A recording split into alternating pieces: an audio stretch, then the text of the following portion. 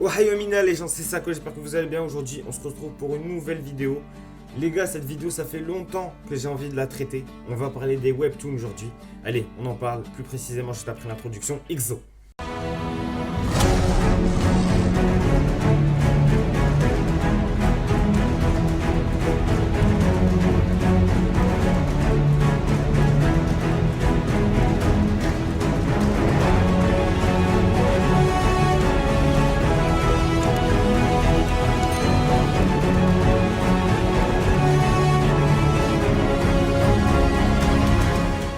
Donc pour commencer, vous savez tous plus ou moins ce qu'est un webtoon grâce aux fameuses pubs qu'on peut trouver sur YouTube.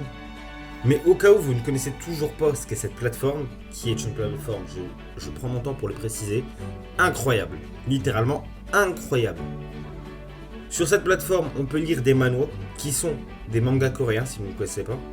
Maintenant que vous connaissez à peu près, je dis bien à peu près ce qu'est cette plateforme, on va pouvoir entrer beaucoup plus précisément dans le sujet et beaucoup plus développer ça.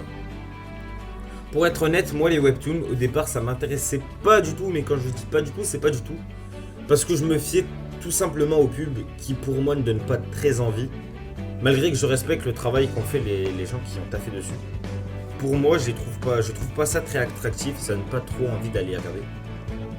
Mais, je dis bien, mais, j'ai des potes qui eux en lisaient très régulièrement, mais ça suffit toujours pas pour que j'aille en lire. Franchement, c'était toujours pas fou. Pour moi, ça restait des dessins et tout, une copie d'un manga, c'était bof.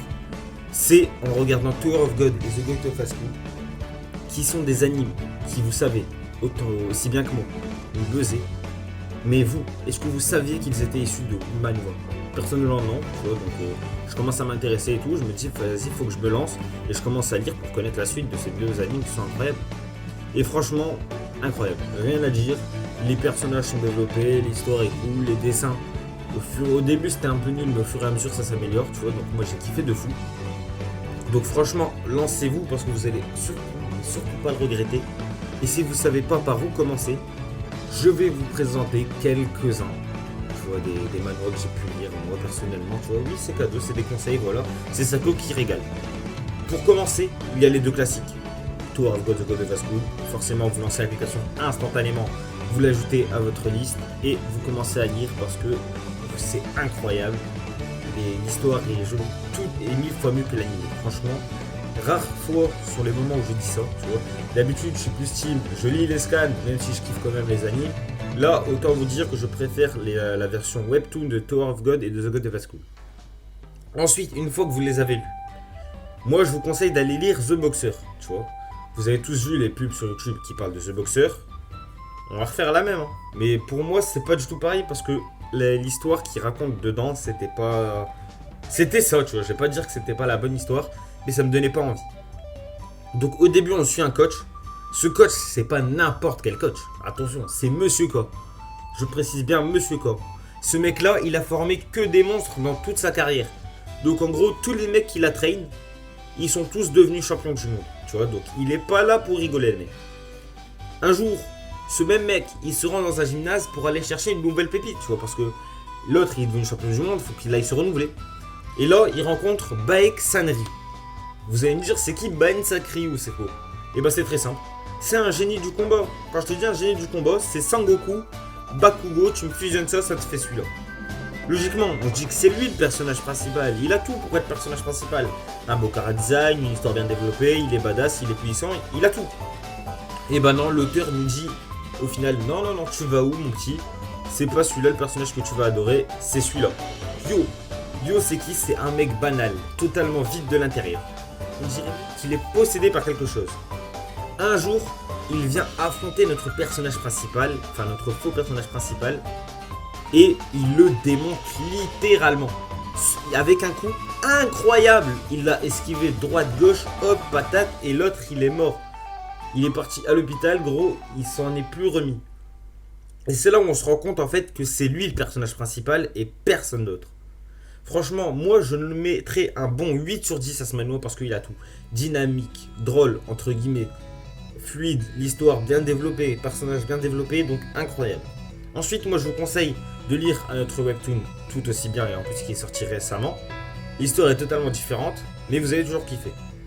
Dans cette petite histoire, on suivra l'histoire de Lee 31 ans, chômeur professionnel. J'accentue le professionnel parce que c'est rare.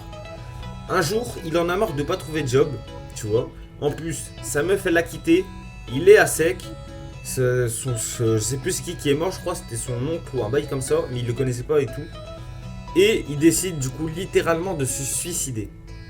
Mais malheureusement pour lui, il est même après son suicide, la mort elle arrive en personne. Hein. La mort en personne, vous l'imaginez là dans votre tête et vous vous dites, elle pop devant vous. Et elle lui dit, attention, t'auras 13 morts différentes. Tu vois, il mourra dans 13 situations différentes. Et s'il arrive à survivre à une de ces 13 morts, il pourra continuer cette même vie. Tu vois, donc pour lui, c'est incroyable. Ça veut dire qu'en gros, s'il tombe sur la vie d'un businessman qui est censé mourir, il pourra prendre et il arrive à survivre, il pourra prendre le contrôle de cette vie. Tu vois, donc en gros, de tout son argent, de sa femme s'il en a, de ses gosses s'il en a, il prend sa place, tu vois. Ensuite, on va s'arrêter là pour le résumé de mort imminente, parce que aller au-delà, ce serait vous spoil la totalité de l'histoire, parce que vous vous en doutez que c'est un peu redondant. En gros, ils vont faire que répéter la même chose. Hein. Il va réussir ou il va pas réussir, il va rentrer dans une autre vie selon les bails et tout, tu vois. Mais franchement, malgré que l'histoire est un peu chelou, je vous conseille quand même d'aller lire, parce qu'en vrai, c'est cool à lire.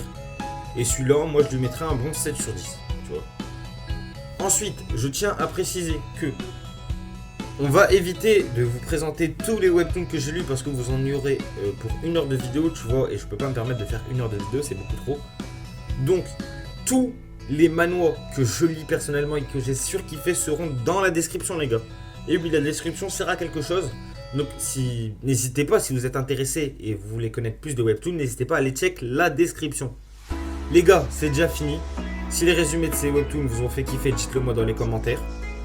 Et ensuite, vous allez voir que Webtoon, c'est carré, mais de malade. Sur ce, c'était Sako. N'hésitez pas à lâcher un pouce bleu si vous avez kiffé cette vidéo. À vous abonner, si ce n'est pas déjà fait. Allez, on se retrouve dans une prochaine vidéo. Jana.